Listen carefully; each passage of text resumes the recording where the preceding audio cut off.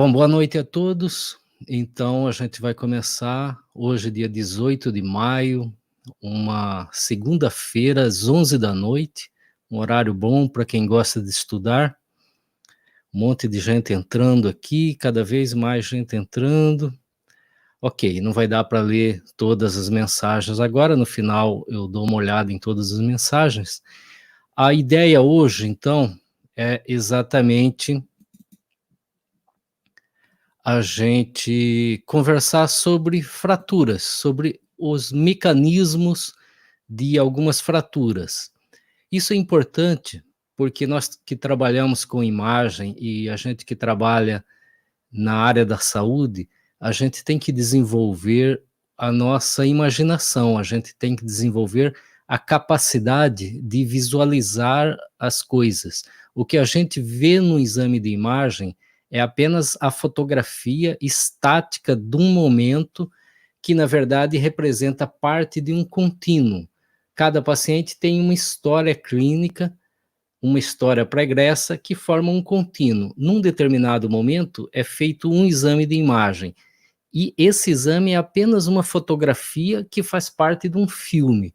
Então, se você conseguir extrair informações desse exame de maneira a conseguir ter uma ideia do filme, do que aconteceu, é um exercício muito bom na área de saúde, não só na medicina, mas em todas as áreas que compõem a saúde. E as fraturas oferecem isso para a gente. Então vamos ver o seguinte.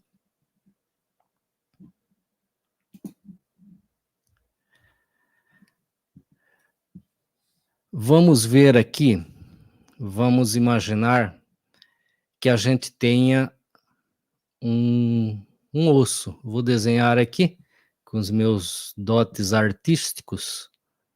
Vou desenhar aqui um osso tubular, um osso longo.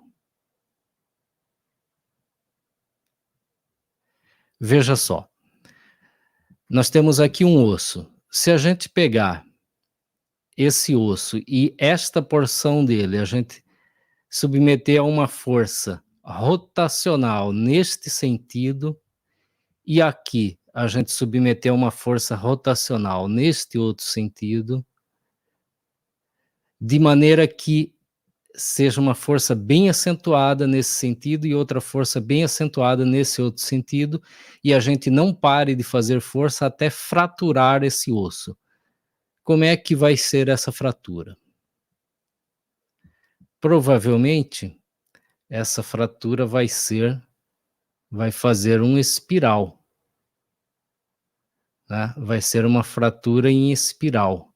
Provavelmente vai acontecer isso. Será que a gente tem alguma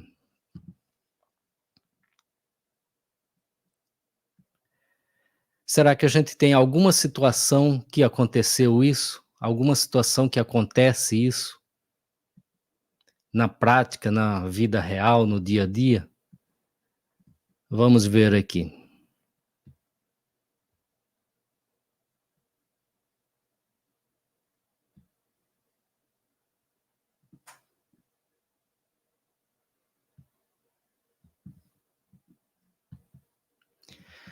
Que tal esta fratura de fêmur? Veja o que acontece aqui. Veja que é uma fratura em espiral, né? É uma fratura em espiral. Veja o formato em espiral, é exatamente o que aconteceu.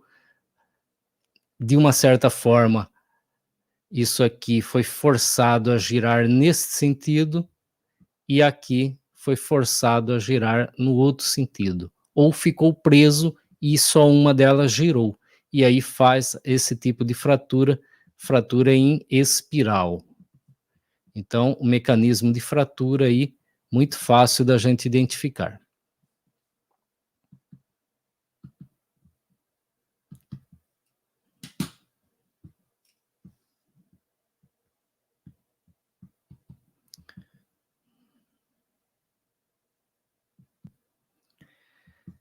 Vamos aqui a mais uma uma outra hipótese aqui. A gente tem um osso tubular aqui,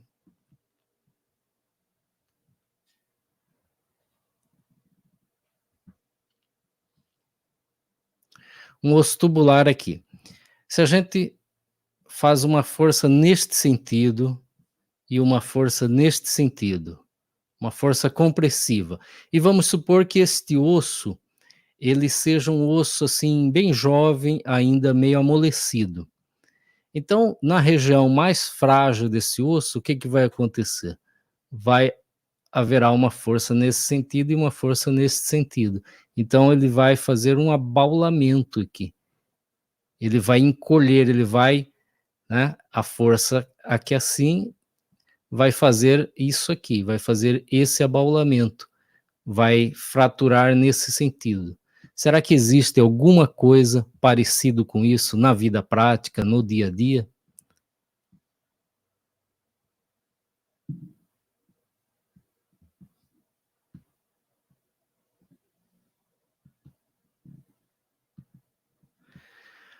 Veja aqui Veja aqui esta radiografia, a radiografia de um punho de criança, aqui nós temos o rádio, aqui nós temos a ulna.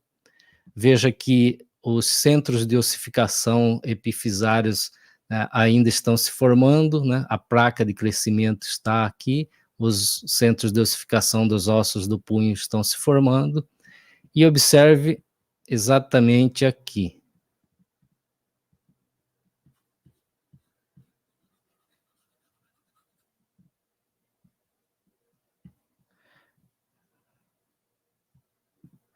Veja exatamente aqui o abaulamento exatamente aqui. E observe que o trabeculado ósseo é um pouco diferente nessa região. Então aqui aconteceu exatamente aquilo. A criança cai sobre o punho, né, com a mão estendida, uma força neste sentido, que o chão faz sobre o punho, e o peso do corpo sobre o punho faz nesse sentido. O que que acontece?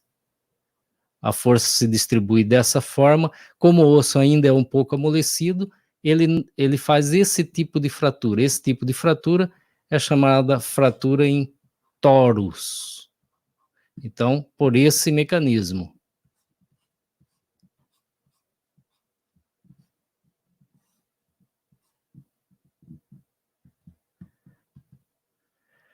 Vamos a mais uma possibilidade aqui.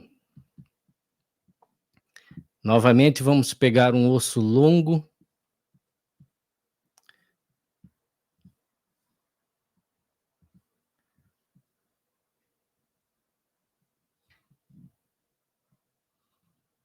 Um osso longo qualquer, hipotético. Vamos supor que façamos uma força exatamente aqui, neste sentido, mas também um pouco rotacional. Outra força aqui nessa extremidade do osso, mas também um pouco rotacional. E uma força neste sentido aqui no terço médio do osso, mas também rotacional no sentido inverso. Então, onde é que vai estar a fratura? Como é que vai funcionar esse tipo de fratura? Essa fratura provavelmente vai funcionar da seguinte forma: vai fraturar aqui, deixa eu mudar a cor aqui para ficar mais visível. Vai fraturar aqui, e aí na hora que essa fratura correr, vai ter isso aqui, porque este fragmento vai estar sendo jogado para cá, enquanto este e este terão sendo jogado neste sentido, né? Esses dois fragmentos aqui estarão nesse sentido e esse aqui estará nesse outro sentido. Tanto no sentido axial aqui, quanto no sentido rotacional. Então vai ter um fragmento triangular ou em borboleta.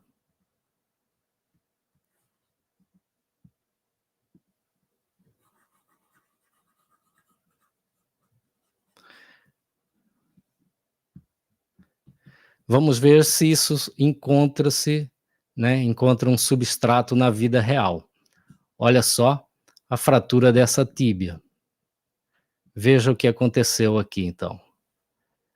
Nós tivemos uma força neste sentido, uma força neste sentido e uma força neste sentido. Fica evidente porque a tíbia fez um arqueamento nesse sentido.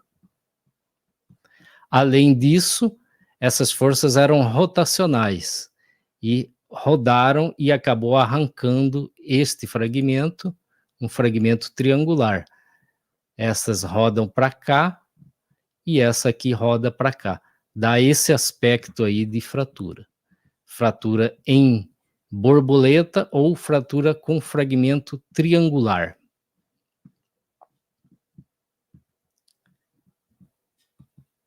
Vamos retornar aqui e ver um outro mecanismo de fratura. Só para complementar, esta aqui é uma fratura oblíqua também por movimento rotacional e essa paciente aqui fraturou o braço num treino de jiu-jitsu, ela foi submetida a uma kimura, que é uma chave de braço onde há uma rotação forçada aí do braço e ela acabou não resistindo e fazendo uma fratura. Vamos ver uma outra situação. Vamos imaginar hipoteticamente que a gente tenha uma coluna vertebral. Então a gente tem um corpo vertebral aqui, um corpo vertebral aqui,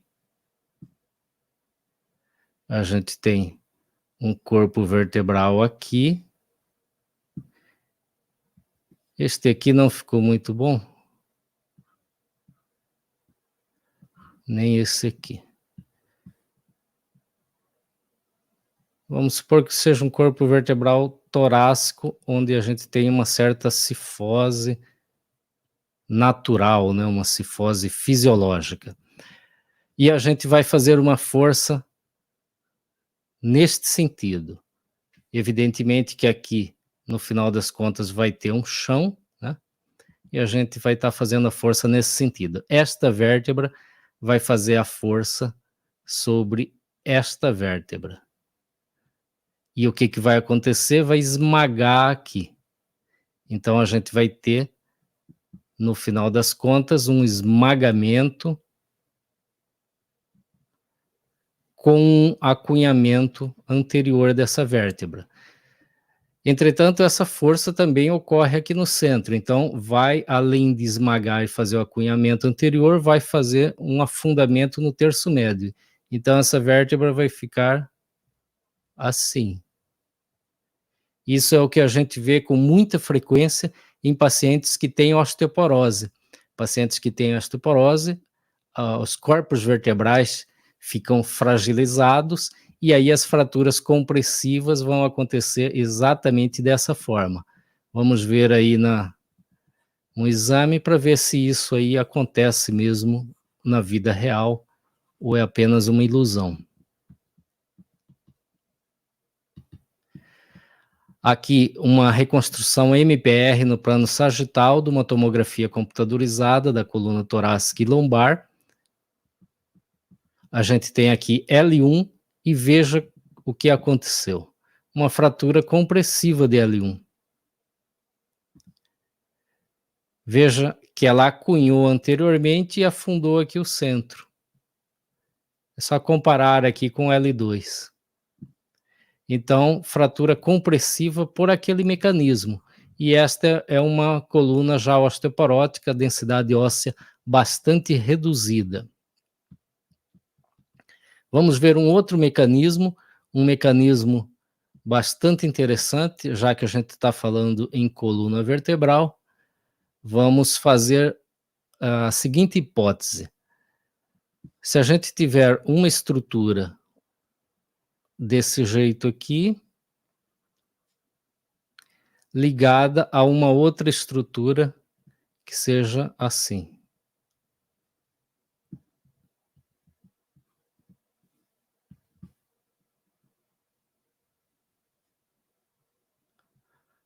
Vamos fazer essas duas estruturas hipotéticas.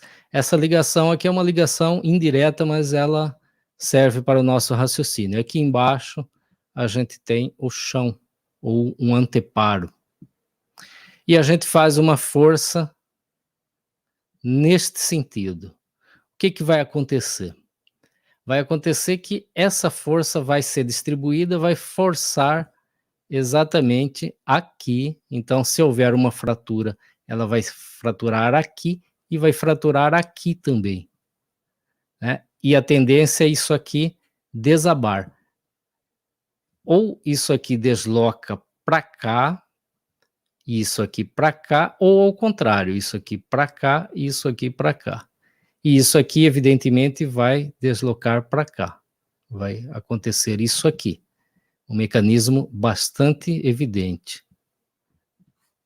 Vamos ver se na vida prática acontece esse tipo de coisa.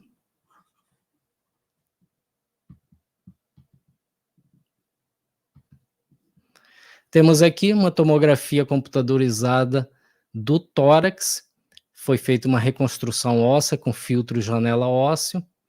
E observe aí a fratura do externo e a fratura vertebral. Exatamente por um mecanismo compressivo de cima para baixo, ou de baixo para cima, tanto faz.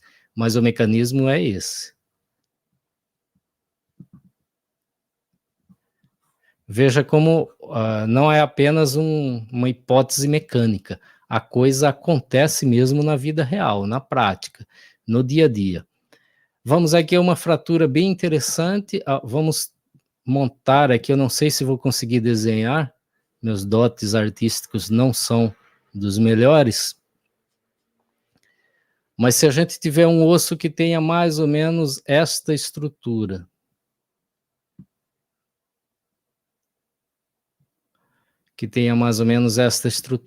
e a gente tiver um outro osso aqui, que tenha mais ou menos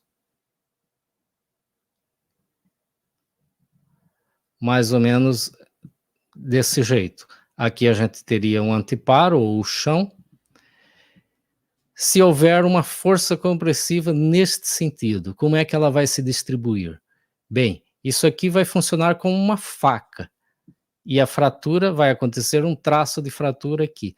Só que, além do traço de fratura aqui, esse osso, essa superfície, né, esse osso vai distribuir a força para cá, e, portanto, nós poderemos ter um traço de fratura para cá, e vai distribuir também para cá.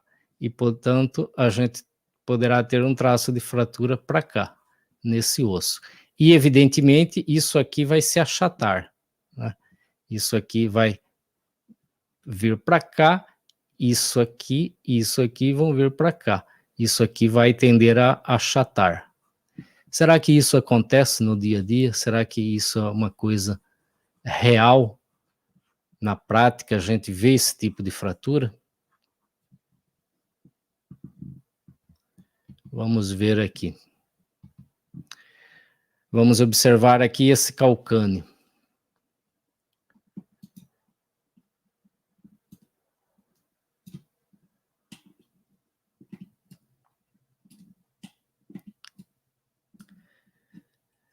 Veja aí a fratura, né? Veja aqui. Então, vamos supor que o cidadão caiu em pé. Então, ele faz a força nesse sentido. Aqui embaixo está o chão. O talos pressiona e faz as fraturas do calcânio, né? Temos fraturas para cá, temos fraturas para cá e temos fratura para cá. Veja como acontece. E o calcânio, que ele normalmente ele tem um V aqui, ele se achatou.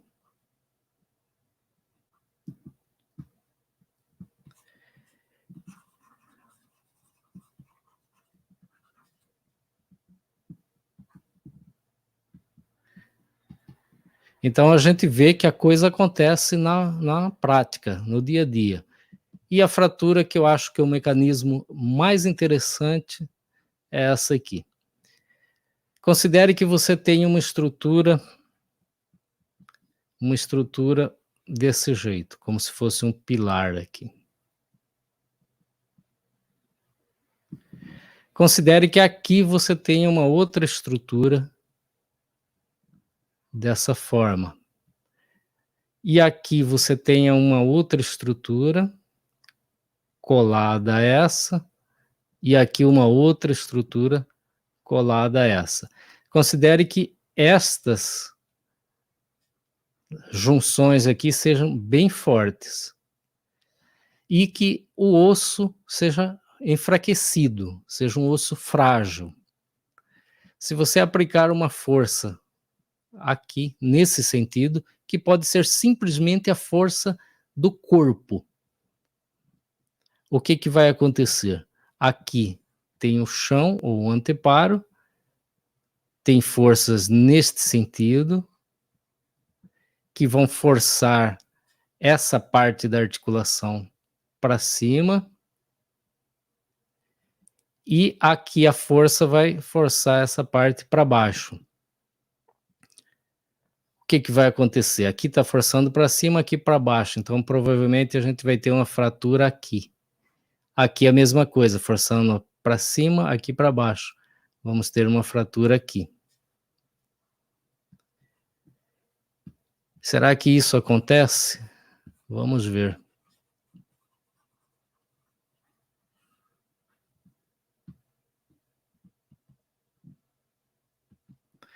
Aqui uma ressonância magnética do sacro.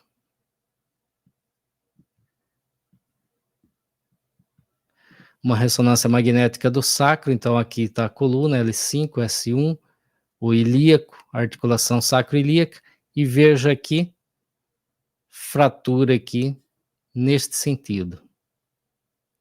E veja aqui do outro lado, fratura neste sentido.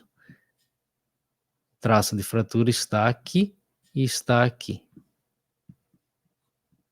Fratura de insuficiência do sacro. Acontece muito frequentemente em pacientes idosos que têm osteoporose.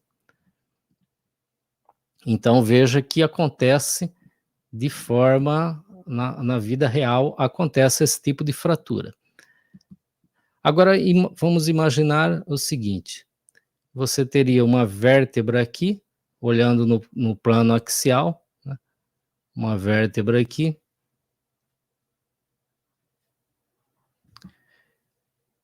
uma costela,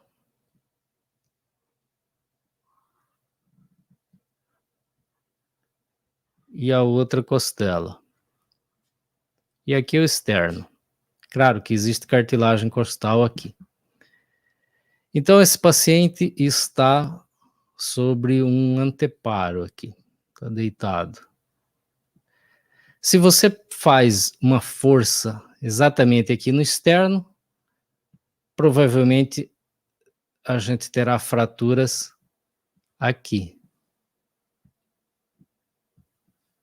Teremos fratura aqui e aqui.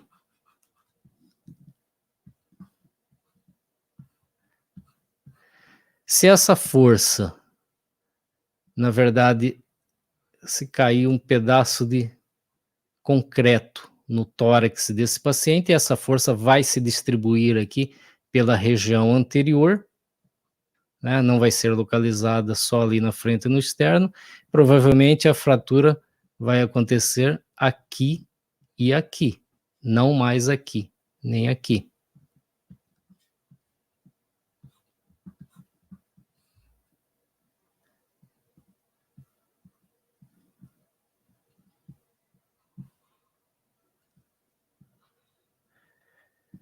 Se essa força, por outro lado, acontecer uma batida de carro, por exemplo, aqui na lateral, a fratura provavelmente será aqui, só de um lado. Então, a gente percebe que não é uma coisa teórica. A gente percebe que há um sentido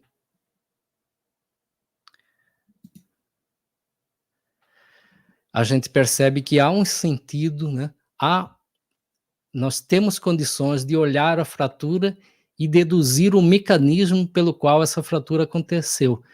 Eu mostrei apenas alguns casos. Esse raciocínio ele pode ser estendido a qualquer tipo de fratura. E é bom a gente ir se treinando para fazer esse tipo de raciocínio, porque esse tipo de raciocínio mecânico e anatômico, ele explica uma variedade imensa de doenças, explica uma variedade imensa de sintomas, e a gente pode ir desenvolvendo aí a análise de observação e dedução, baseado nesse tipo de aprendizado, nesse tipo de conhecimento. É um exercício diário que vai ampliando o horizonte do conhecimento, ampliando a nossa mente. Eu não trouxe aqui, mas eu queria que vocês imaginassem o seguinte: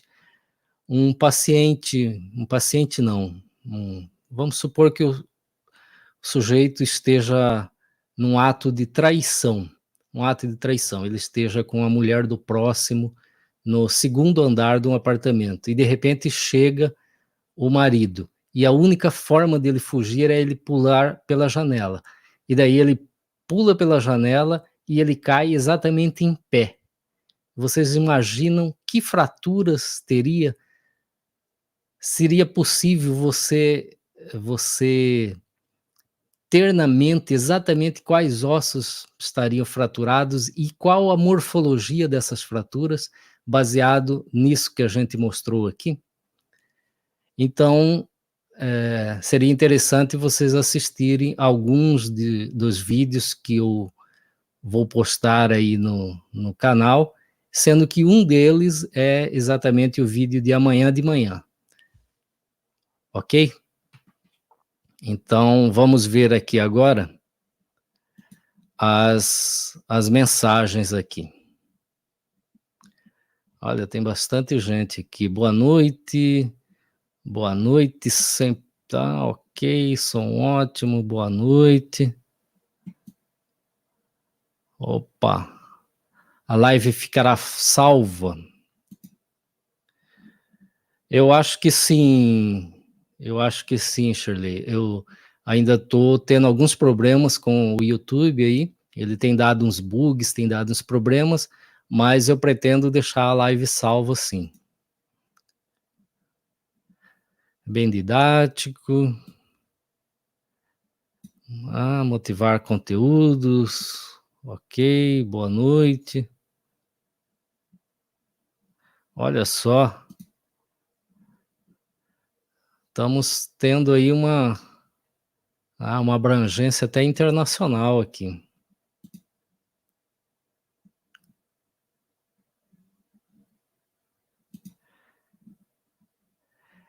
Então, a questão do tratamento é uma questão que eu não me envolvo nela, né? Isso é importante salientar aqui. Essa pergunta aqui é uma pergunta bem importante. Eu recebo muitas perguntas a respeito de tratamento, mas eu não estudo tratamento, eu só estudo diagnóstico, né? Eu tenho duas especialidades, radiologia e anatomia patológica, as duas são de diagnóstico. Então, eu estudo dentro da minha área o máximo que eu consigo, né, com várias limitações, obviamente, mas eu não estudo tratamento. Há muitos anos eu não estudo. A única coisa que eu estudo do tratamento são as consequências do tratamento, né? Existem alguns tratamentos que levam a outras lesões. Então, esses eu tenho que estudar para saber as outras lesões para me conseguir identificar nos exames. Mas como se trata, faz muitos anos que eu não estudo, então eu não tenho condições de palpitar a respeito de uma área que eu não domino, ok? É bom esclarecer isso. Quando será a próxima live? Ainda essa semana, com certeza, mas não sei exatamente o dia. Dr. Jair Neves aqui. Bom, muitas pessoas aqui. Eu já estou bolando aqui um jeito de fazer um sorteio, provavelmente na próxima live a gente vai fazer um sorteio com quem tiver aqui no final da live. Ok? Então, por hoje é isso, uma boa noite a todos, cuide-se por aí, bom estudo e até a próxima live, que será ainda essa semana, mas eu não sei exatamente o dia. Então, até mais.